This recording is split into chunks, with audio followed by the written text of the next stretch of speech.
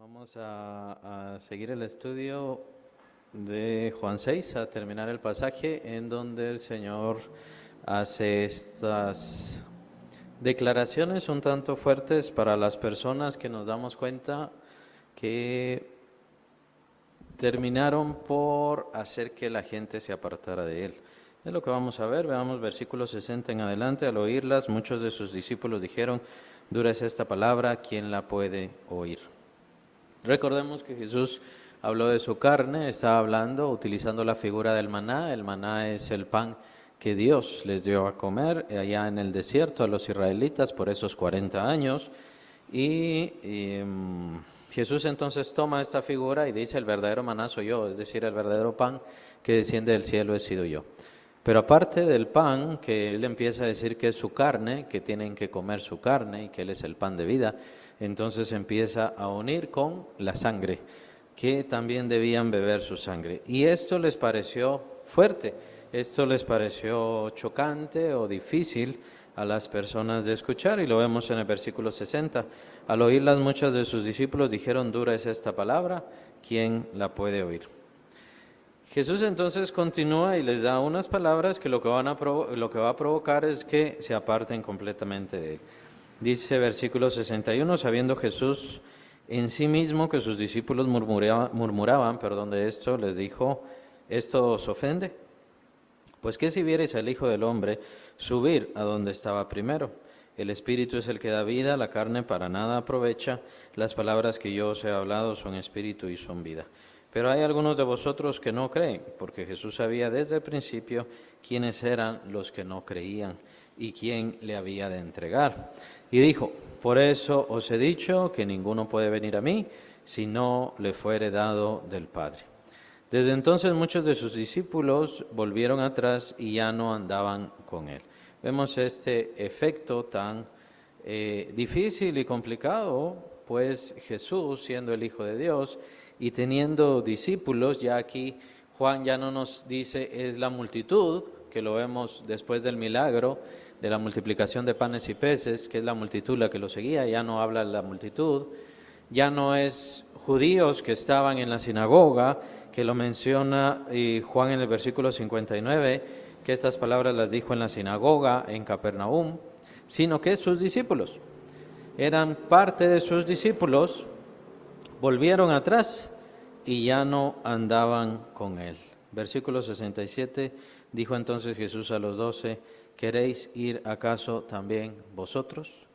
¿Qué es lo que debemos concluir aquí? La gente, pues aparentemente empezó a apartarse de Jesús a medida que iba Él dando este discurso, a medida que Él iba hablando sobre su carne y después habló sobre su sangre y que debían comer su carne, beber su sangre. Y esto empezó a hacer que las personas se apartaran, hasta que viene esta conversación con sus discípulos. Y aquí no hablamos de los discípulos, los 12 nada más, sino que los que le seguían, los que seguían a Jesús. Pero esta gente se apartó, terminó apartándose de Él, y por supuesto ya viene directamente el apóstol Juan a hablar sobre los 12. Jesús señala a los 12, versículo 67, entonces dijo entonces Jesús a los 12, ¿queréis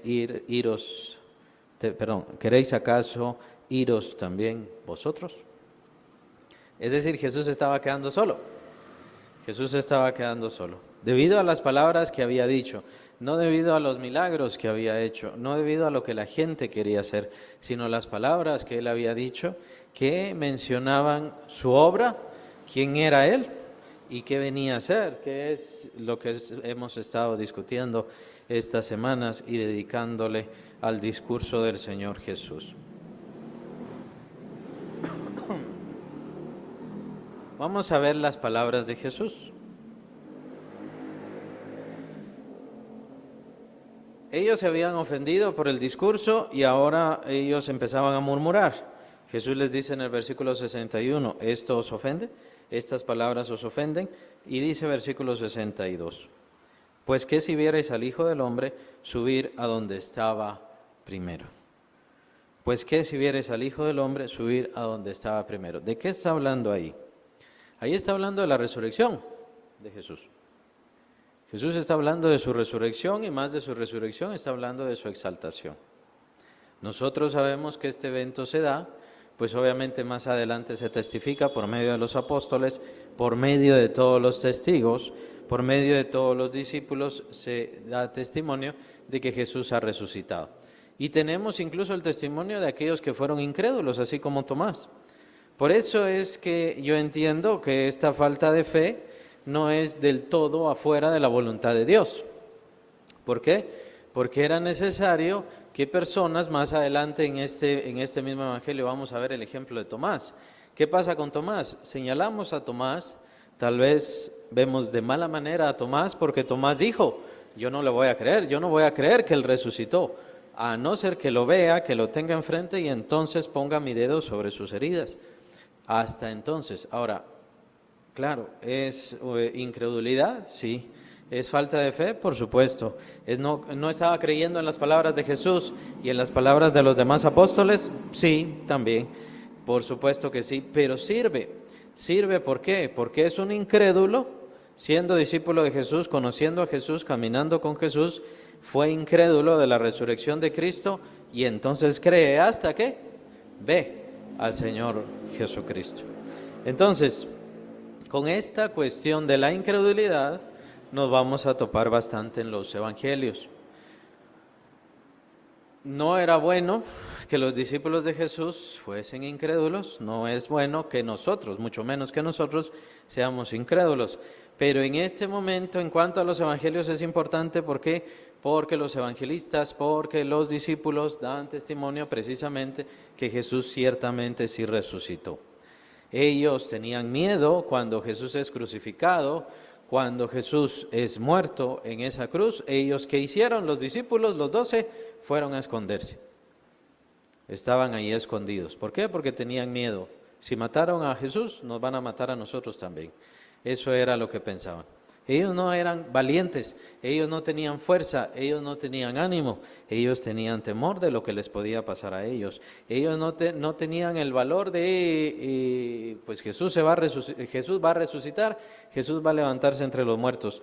Mientras Jesús estaba levantándose entre los muertos, ellos estaban escondidos, encerrados, sin que nadie los viera, sin hablar con nadie.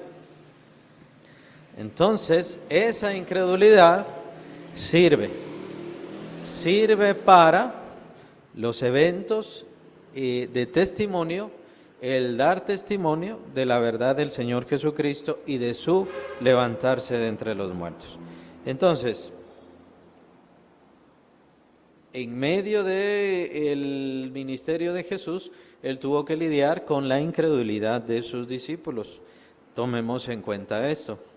Y entonces Jesús todavía les hace esta pregunta para que piensen.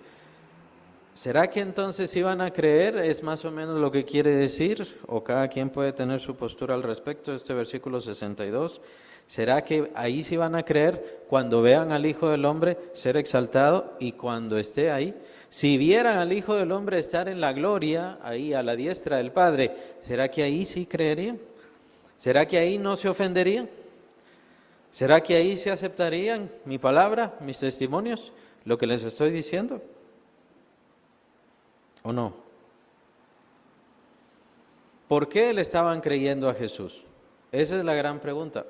Y es la gran pregunta que también nosotros tenemos que hacernos. ¿Por qué le estamos creyendo a Jesús? A veces le creemos a Jesús porque nos hace un milagro, porque nos hace un beneficio y una bendición.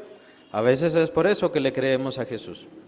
Y aquí la gente estaba siguiendo a Jesús, pero no le estaban creyendo. Y entonces Jesús hace toda esta conversación, mensaje, predicación, discusión también. Hace todo esto, ¿para qué? Para demostrar si de verdad creían en Él, no en sus obras, no en lo que Él decía. ¿Se dan cuenta que hay rangos? Es importante ver eso. Hay rangos de fe, hay rangos de seguridad, hay rangos de confianza. Cada quien tiene que preguntarse en su corazón por qué creo en Cristo, por qué le estoy buscando, por qué le estoy pidiendo. Y debido a esto es que muchas personas se apartan del camino del Señor. Empiezan a caminar, empiezan a querer saber más de Jesús, pero a veces el querer saber más de Jesús implica que ellos mejor se quieran apartar. ¿Por qué?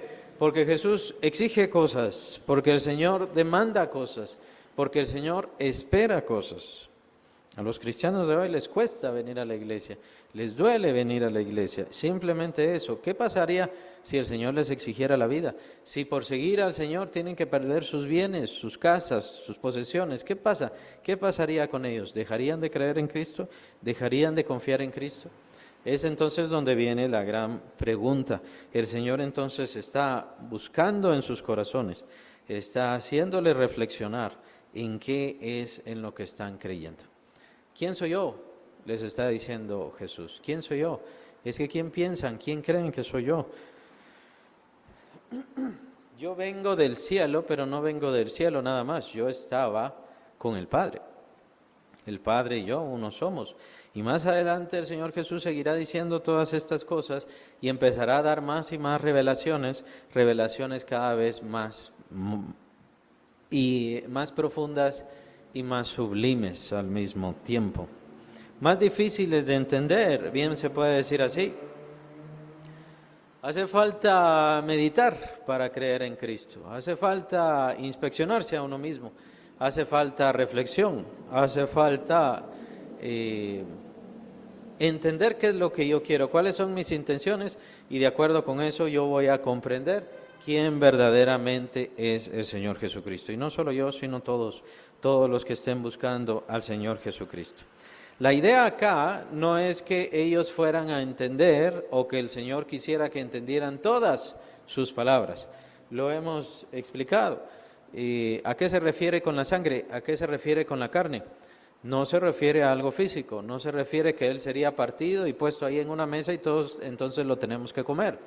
No se refiere a eso, se refiere a los eventos de su crucifixión, de su muerte, de su sepultura y por supuesto de su resurrección. Y un tanto así después de su resurrección. Entonces, Jesús no les estaba exigiendo que entendieran cuáles serían sus palabras. Jesús lo que exige es que crean en Él, que confíen en Él. Esa es la gran clave aquí, como lo empezamos a ver en la parábola, en la discusión, en la conversación más bien, con la mujer samaritana. La mujer samaritana no iba a saber todo. Jesús usa la figura del pozo de Jacob y dice, yo tengo, pero es un agua viva y es un agua eterna y es un agua que te da eternidad. Dame esa agua, dice, es lo único que puede decir la mujer. Pero Jesús no le da un agua, no le saca un agua especial, sino que Jesús estaba hablando de lo espiritual. Más adelante en el capítulo 7 vamos a ver cómo se refiere el apóstol a la explicación de estas alegorías, más exactamente a la alegoría del capítulo 7. Pero podemos aplicarla porque Jesús utilizaba todas estas representaciones, todas estas imágenes. Él es el agua, Él es el pan vivo y todas estas cosas precisamente para hacer entender cuál es la enseñanza del nuevo nacimiento que el hombre tiene que recibir, de la esencia de Cristo que viene al creyente y todas estas cosas. Jesús no les estaba exigiendo que conocieran la doctrina, Jesús les estaba exigiendo y quería saber, ¿confías en mí? ¿Crees en mí? ¿Crees que yo puedo hacer las cosas? ¿Crees que yo puedo sostenerte? ¿Crees que yo puedo cuidarte? ¿Crees que yo puedo alimentarte? Y esa es la gran pregunta para todos los creyentes, especialmente cuando estamos iniciando. ¿Voy a poner completamente mi confianza en Jesús? ¿Voy a poner mi confianza total en el Señor Jesucristo? Ya antes dependía del hacer lo malo, ahora ya no voy a hacer lo malo, ahora voy a hacer lo bueno y voy a depender del Señor Jesús. Hay quienes tienen que hacer lo malo para poder sostener a sus familias, no quiero decir que eso sea bueno, sigue siendo malo, por supuesto, el hacer mal siempre será mal sin importar cuál será la razón. Pero ahora, si yo he recibido a Cristo, ahora ya no voy a hacer ese mal, ahora voy a hacer el bien. Voy a hacer lo justo, voy a hacer lo correcto. Y es entonces en donde se divide y se refleja y se enseña cuál es la verdadera fe. Tomen en cuenta eso.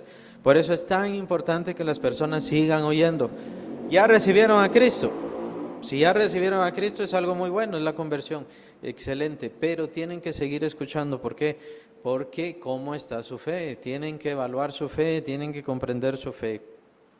Tal vez recibieron a Cristo porque están bien. Tal vez recibieron a Cristo porque en ese momento se sentían mal. ¿Y qué va a pasar cuando se sientan bien? ¿Qué va a pasar cuando se quite el problema? ¿Van a dejar de creer en el Señor? ¿Van a desconfiar del Señor Jesucristo? Y demás, esa es la gran pregunta acá. ¿A ustedes les ofende estas palabras que les estoy haciendo? ¿Se van a ofender también si me ven a mí exaltado en donde debo estar? Allá, sentado en el lugar en donde debo estar. ¿Ahí también se van a ofender? ¿Ahí también se van a sentir legalistas? ¿Qué es en lo que creen? ¿En qué es en lo que confían? Muchas personas pues creen en la Biblia de forma legalista, pero no se dan cuenta que en quien hay que creer es en Cristo. No se trata de que creamos en la Biblia, sino que creamos en Cristo, porque la Biblia nos habla de Cristo. ¿Y quién es Cristo? ¿Y qué hace Cristo? Muchas veces nosotros no vamos a entender qué es lo que está haciendo Jesús, por qué está haciendo Jesús. Pero hay muchos que se apartan. Yo le pedí al Señor esto y no me lo dio. Yo le pedí al Señor que sanara a fulano, que sanara a tal persona y no lo hizo. Entonces, ¿qué hago? Dejo de creer. Entonces usted cree bajo condición. Cree si su vida está bien. Entonces no cree en Jesús. No cree en Cristo. Es la gran diferencia acá. Y es el centro que lo vemos desde precisamente la mujer samaritana. Cuando se desarrollan los eventos con la mujer samaritana es eso. Jesús no le estaba exigiendo, él sabía que ella no tendría doctrina y ni siquiera había venido el Espíritu Santo, así que no le iba a explicar todas esas cosas. Jesús usa una figura para explicar lo espiritual que vendría después y que sería eterno y perfecto. ¿Qué sería el Espíritu Santo? La venida del Espíritu Santo y el nuevo nacimiento. De la misma manera es el pan de vida que menciona acá y es la misma historia con la sangre. Pero ellos se ofendían porque no entendían a su modo, entendían como se les había explicado, pero ¿cuál era el problema? El problema es que no estaban poniendo su confianza en Jesús, por Cristo, por la naturaleza de Él, por quién era Él. Y bien se puede decir así también.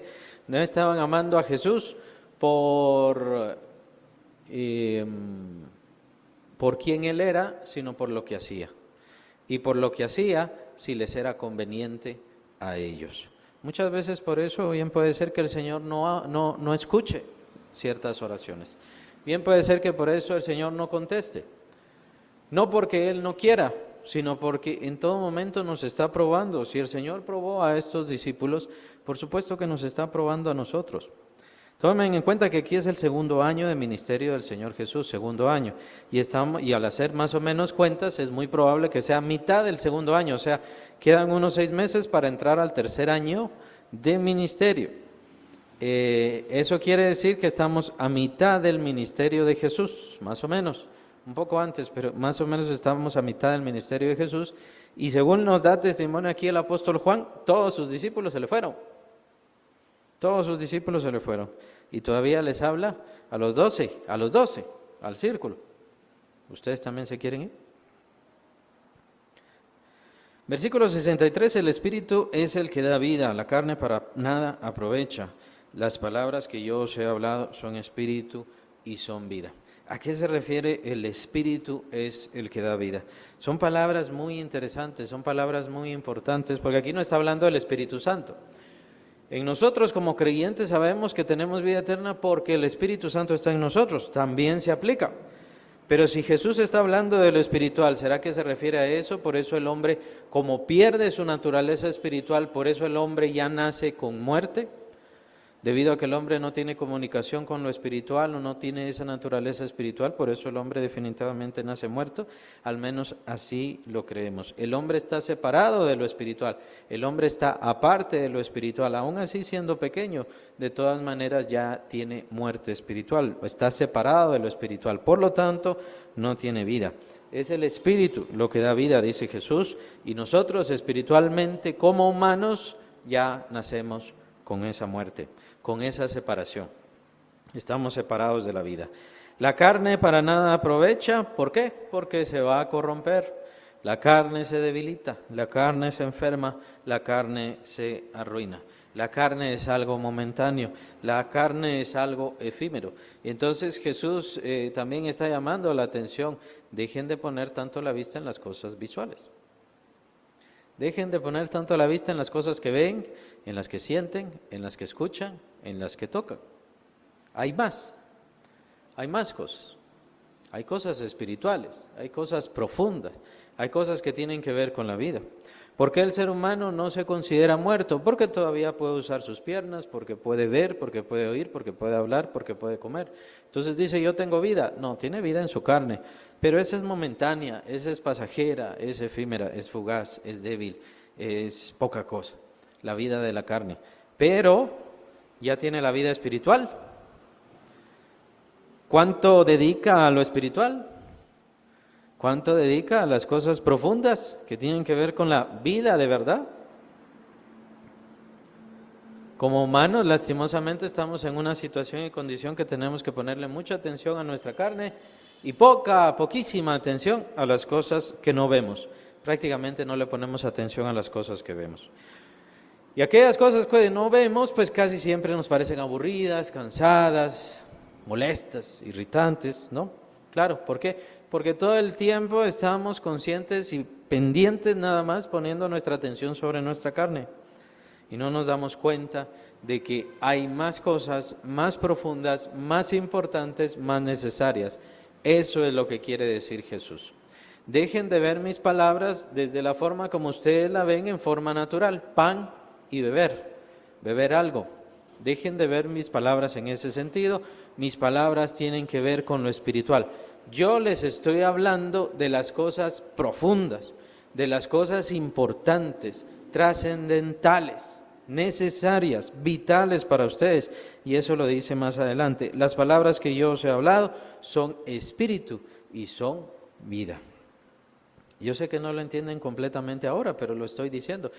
Más adelante lo van a entender. Más adelante lo van a comprender. Más adelante viene uno que es el Espíritu Santo y Él les va a recordar todas las cosas, lo dice en este mismo Evangelio. Más adelante es el Espíritu Santo entonces el que va a hacer entender de qué está hablando el Señor Jesús. Pero mientras tanto, confíen en mí. Esa es la gran pregunta.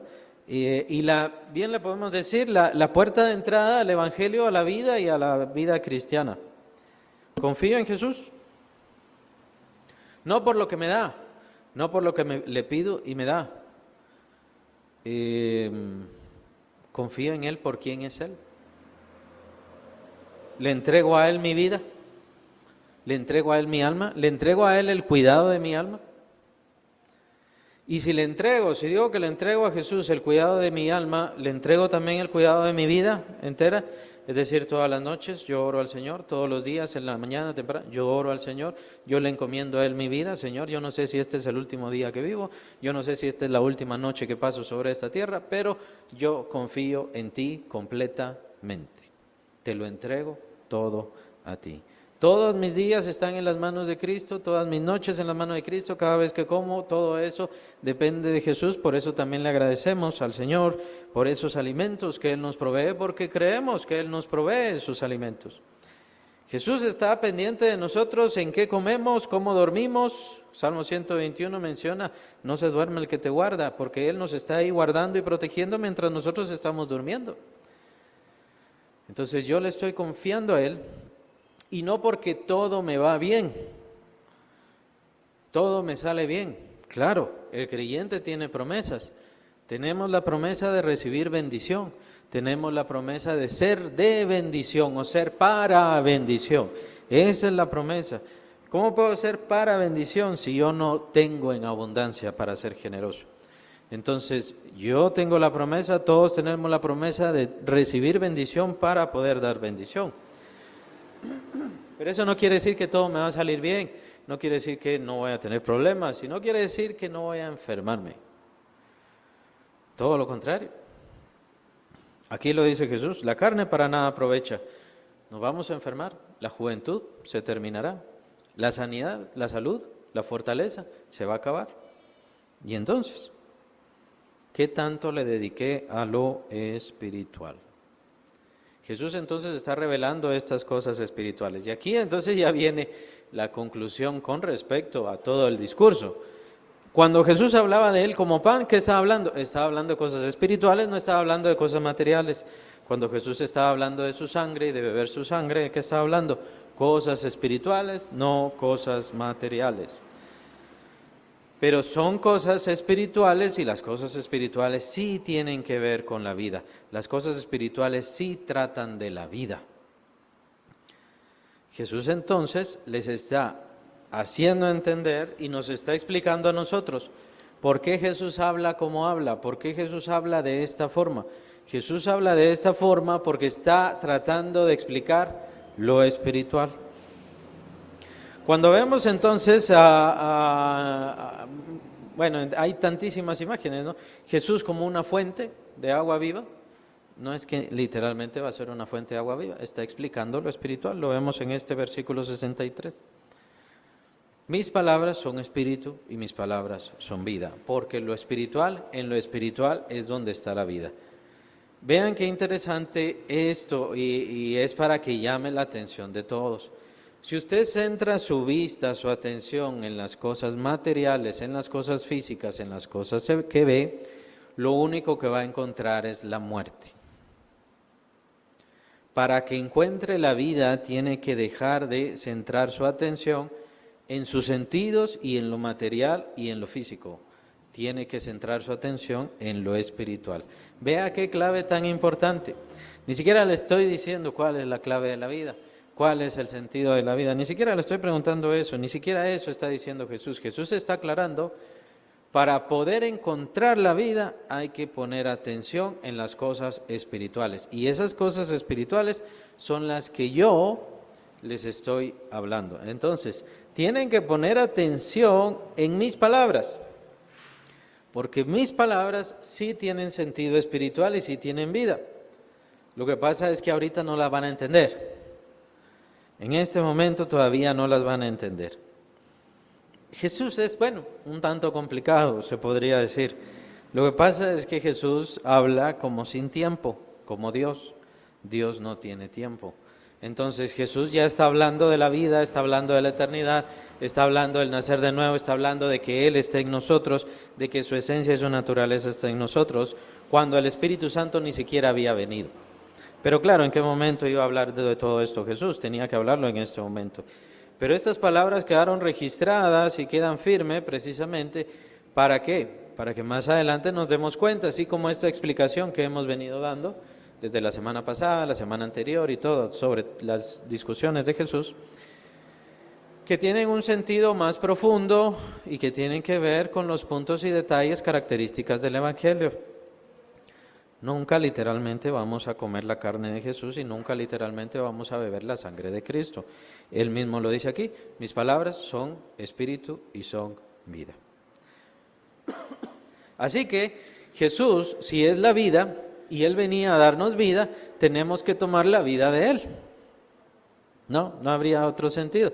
Por eso es que Jesús utiliza su carne y su sangre, sus elementos, las partes de Él que lo formaban, o incluso como vemos, si no estoy mal, es en el pasaje de Levíticos 17, 10 al 12, perdón, ahí menciona, la vida de toda carne está en su sangre.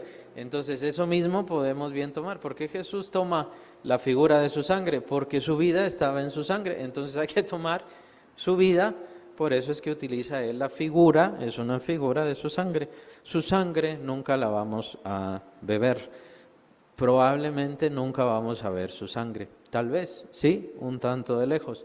Pensaría yo en el cielo, pero pienso yo que en realidad no vamos a ver su sangre. Su sangre está en el santuario, su sangre, su sangre está en el santuario celestial, lo menciona el escritor de Hebreos, capítulo 8, capítulo 9, capítulo 10 de Hebreos.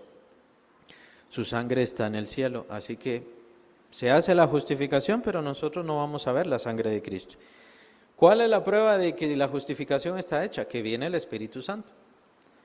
Es la misma historia con todo lo demás. ¿Cómo sé yo, cómo saben ustedes que tenemos herencia? Que Dios nos ha prometido herencia y que una herencia nos está esperando después de esta vida. ¿Cómo lo saben? Ahí está. El Espíritu Santo es las arras. El Espíritu Santo es las arras. Las arras son garantía y representación, son las dos cosas. Esas son las dos imágenes que tienen que ver o el significado de las arras. El Espíritu Santo es las arras de nuestra herencia y es las arras es la representación y bueno, no puedo decir representación en este caso. ¿Cómo sabemos que sí se dio la justificación? ¿Cómo sabemos que tenemos salvación? ¿Cómo sabemos que entramos libremente al Padre? Porque recibimos al Espíritu Santo. En este caso no le podríamos llamar representación. El Espíritu Santo no estaría en nosotros si estas otras cosas no se hubieran dado. Simplemente, el Espíritu Santo no estaría en nosotros. ¿Por qué? Porque el Espíritu Santo, obviamente es un hombre santo, no puede estar en un lugar inmundo. Al venir Él a nosotros, nos convertimos en templo de Dios. Pero no por nosotros, sino ¿por quién? Por Cristo.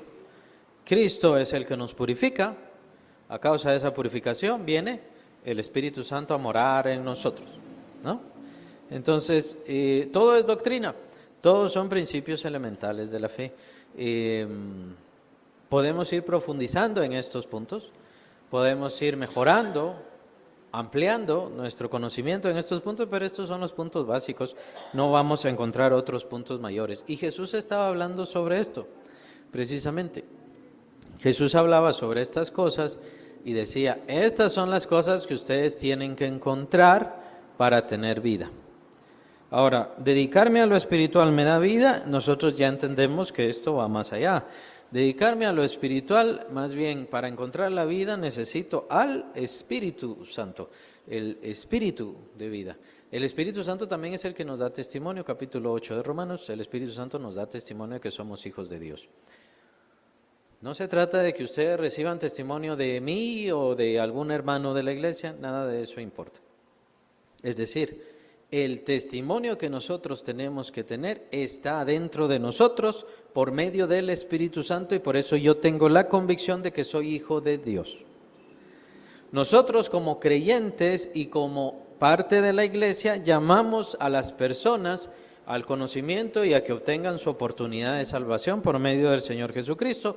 Incluso por eso, por esperanza, les llamamos hermanos.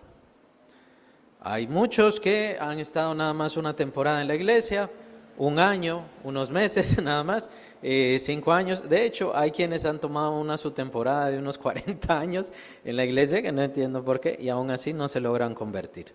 Le seguimos diciendo hermanos por esperanza, pero no se logran convertir.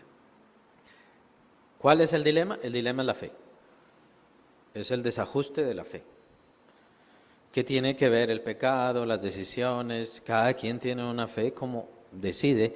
También todos nosotros hemos recibido una medida de la fe, lo menciona el apóstol Pablo. Cada uno de nosotros tenemos una medida de fe, pero sobre la fe también cada quien decide. O sea, la fe tiene esa característica importante. Yo decido mantener la fe, fortalecer la fe o desechar la fe. Y por eso es tan importante esta lección que está dando aquí el Señor Jesucristo, esta reflexión hacia sus discípulos. Mis palabras son vida, ahora no la entienden. Mis palabras son espirituales, por supuesto que no la entienden porque tienen nada más una mente humana, porque solamente se concentran en las cosas naturales humanas. A medida que vayan creciendo en el conocimiento, en lo espiritual, en la comprensión de las cosas espirituales que no vemos, que no ven, entonces irán comprendiendo mejor mis palabras. Mientras tanto, ¿cuál es el problema? El problema es que esta gente, como no conoció a Jesús, como no comprendió las palabras de Jesús, de una vez se apartaron de Él. Y con eso se apartaron de la vida. Con eso se apartaron de la vida eterna. Así hay muchas personas, lastimosamente. Todavía hay muchísimas personas así. No logran comprender. No, yo prefiero irme a la religión porque en la religión me dicen que tengo que hacer y hacer y hacer y hacer y hacer. Entonces ahí obtengo la salvación. Es como que fuera fácil, ¿no? Más fácil de entender, diría yo. Más fácil de captar. A ver si nos salvamos. A ver si llegamos al cielo. O aquellas posturas religiosas donde de una vez, no, de una vez se va a un lugar en donde lo atormenten y entonces después ya se va a poder ir al cielo.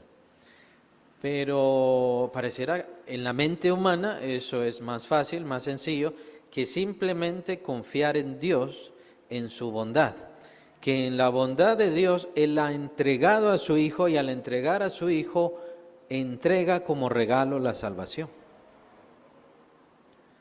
Lo que tiene que hacer es creer en eso espiritual, confiar en eso espiritual. No se trata de ver a Jesús, se trata de confiar en Jesús. Él de verdad existe. No necesito ver a Cristo para saber que Cristo existe. Solamente ahí están los testimonios, ahí están los que dan su testimonio. Claro, en cuanto a Jesús, lo que van a ver es la muerte de Jesús y después su resurrección, pero es más adelante cuando ya vienen el desarrollo de revelación apostólica, cuando ya empezamos a conocer todo lo profundo y todos los sentidos de las palabras del Señor Jesús. El inicio entonces de un creyente es, confía en Jesús, le confía a Él su alma, le confía a Él su vida. No se trata que le vaya bien, confío en Él si me va bien. Se trata que le confía a Él su vida entera, le vaya como le vaya, le pase lo que le pase. Confía en Él. Versículo 64, pero hay algunos de vosotros que no creen. Y dice, porque Jesús sabía desde el principio quiénes eran los que no creían y quién le había de entregar. Qué interesante porque habla en plural, no está hablando de Judas Iscariote nada más. Cuando dice, ¿y quién le había de entregar? Sí está hablando de Judas Iscariote. Pero habla de los demás discípulos, no le creían. Jesús sabía desde el principio quiénes no le creían. ¿Quiénes eran? Los que no le creían. Y cuando Jesús hace esta acusación entonces, pero hay algunos de vosotros que no creen, Jesús se refiere a, hay algunos de vosotros que no creen, ¿en qué? En la forma más sencilla, elemental, sería en Cristo, ¿verdad? Ahora, más adelante viene el resplandor del Hijo de Dios, la declaración del apóstol Pedro, que Él es el Hijo de Dios, ¿no? Entonces, ¿quién es Cristo? Cristo Jesús es el Hijo de Dios, este ser que vino, desciende del cielo desde lo más alto, de lo más importante, y se somete, incluso se va a someter hasta la muerte, entregando su vida para que nosotros tengamos vida en Él. Estos términos son bien importantes para el apóstol Pablo. Nosotros no tenemos vida por nosotros no tenemos vida por la fe. La fe no nos da vida. La vida es por Cristo Jesús que está en nosotros. Todos estos términos son bien importantes, porque de hecho también una de las falacias que ha hecho Satanás es considerar la fe como la gran importante y la gran valiosa. Usted para tener un milagro lo único que necesita es fe. ¿Y fe en qué? Solo tiene que tener fe. Usted diga que este pan cuando usted se lo come se le va a quitar el problema. Usted diga que cuando usted se tome este vaso de agua usted se va a sanar. Y simplemente ya con eso. Pero la fe tiene que estar unida a algo, si es verdadera fe. Si no, entonces es sugestión, humano, poderes humanos, cosas de la carne que no sirven para nada. Jesús entonces todavía se daba cuenta de que sus discípulos no tenían fe. Y era lo que mencionaba hace algunos minutos. No veamos esta cuestión de la falta de fe de los discípulos netamente como algo malo en ellos. De hecho, la fe en ellos se consolida cuando ven a Jesús resucitado. Cuando ven a Jesús resucitado, ahí se fortalece su fe o se consolida, se hace formal su fe. Pero por otro lado también fue necesario porque recordemos que ellos son los testigos. Los testigos en los cuales nosotros ponemos nuestra confianza, es decir, testigos presenciales de la resurrección de Cristo, no eran testigos que nos vamos a inventar una religión y vamos a decir que Jesús es y entonces así empezamos a manipular a toda la gente del mundo, como algunas ideas han surgido ahora. Los testigos que vieron a Jesús resucitado no creían en Él. Eran sus discípulos, estaban con Él, pero no creían. No que de una vez fueran incrédulos, pero ellos no creían. Por eso mencioné, ¿qué pasaba? ¿Qué estaba sucediendo cuando Jesús estaba muriendo en la cruz? Sus discípulos estaban encerrados, escondidos, no querían ver a nadie. Cuando Jesús estaba resucitando, ¿dónde estaban sus discípulos? Igual, seguían escondidos, encerrados. No se trata que de una vez no creyeran, o sea, hubiera una incredulidad, pero todavía llegar a creer en Jesús de esa manera, de confiarle a Él todo, ¿no? Es esto lo que estamos viendo aquí. Versículo 65, y dijo, por eso os he dicho que ninguno puede venir a mí, si no le fuere dado el Padre. Esto lo vimos, creo que fue hace 2 semanas. Es para Jesús importante comprender que existe un llamado por parte celestial, un llamado de Dios Padre Celestial a las personas que vienen a Cristo Jesús. Esto simplemente, o en su forma más sencilla de verlo, debemos entender que es el Espíritu Santo también llamando. Para poder ir a Jesús, hace falta que el Espíritu Santo llame a esas personas y las lleve a Jesús. Pero eso no quiere decir que las personas ya tengan al Espíritu Santo o ya hayan nacido de nuevo. Simplemente es este círculo. Dios no deja de bendecir, Dios sigue bendiciendo, Dios sigue llamando, Dios sigue alentando, Dios sigue hablando. Lastimosamente mucha gente piensa que porque tienen salud, que porque tienen bienes, que porque tienen posesiones o diferentes cosas, entonces por eso ya tienen la vida. No tienen la vida. Son bendiciones de Dios, sí. Son llamados del Espíritu Santo, sí. Pero necesita ir a Jesús para que Jesús le dé al Espíritu Santo, y entonces el Espíritu Santo ya le vuelve templo de Dios. Ya se vuelve ese hombre, esa mujer, en un templo de Dios. El hecho de que no me ha pasado un tren encima no quiere decir que Dios no esté enojado conmigo. La Biblia es bastante clara. Dios tiene enemistad con el ser humano y el ser humano tiene enemistad contra Dios. Es decir, son enemigos de Dios. Por eso es que se da la reconciliación por medio del Señor Jesucristo. ¿Quiénes están enemistados contra Dios? Todos los seres humanos, excepto los que por medio de Cristo Jesús ya tenemos reconciliación con el Padre Celestial. Es nada más eso. Este texto del versículo 65 podría explicar a aquellas personas que toda su niñez, bastante tiempo de su juventud estuvieron en la iglesia y ya se vuelven adultos y se apartan de una vez del Señor. Podría explicar cómo una persona con vicios y con males y con problemas viene a Cristo y se vuelve un creyente devoto. Podría ser. Porque la verdad es que no vemos una característica fundamental que defina a un creyente como este sí va a ser súper creyente. Porque podría haber sido un vicioso. Podría haber sido un malhechor. Claro, ¿qué dice Jesús? Al que más se le perdona, más ama, más entrega.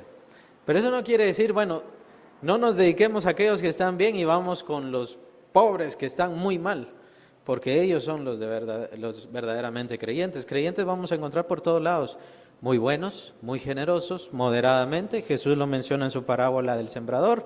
Están los creyentes, la buena tierra que da fruto ¿al cuánto? Al 30, al 60 y al 100 por uno. ¿Y entonces por qué? ¿Por qué un marero que vive su vida en males, en problemas, en conflictos, de pronto oye el Evangelio y viene a Cristo?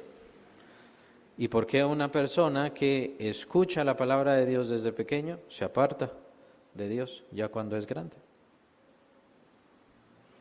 Para Jesús, creo que Jesús nos daría esta respuesta más profunda. Ya vimos en unos pasajes anteriores, no vamos a regresar a esos pasajes, no tenemos tiempo, lo vimos esa vez, pero Jesús habla de quien aprendió del Padre, quien fue enseñado por el Padre Celestial y utiliza todo esto. Y aquí también tenemos que aplicar lo mismo, las palabras de Jesús son espirituales, las palabras de Cristo son espirituales. El Padre entonces participa también en llevar a las personas, ¿a quién? A Cristo. La Trinidad entera está participando en el Evangelio, en el evangelismo, en el trabajo. Es lo que se llama la missio Dei, la misión de Dios. Dios está comprometido con su misión. Por medio del Espíritu Santo, Él mismo lleva a las personas a su Hijo Jesucristo y su Hijo Jesucristo entonces les entrega el Espíritu Santo, la vida. Por las mismas palabras de Jesús entendemos que Él es el principal responsable de dar al Espíritu Santo. Versículo 66, desde entonces muchos de sus discípulos volvieron atrás.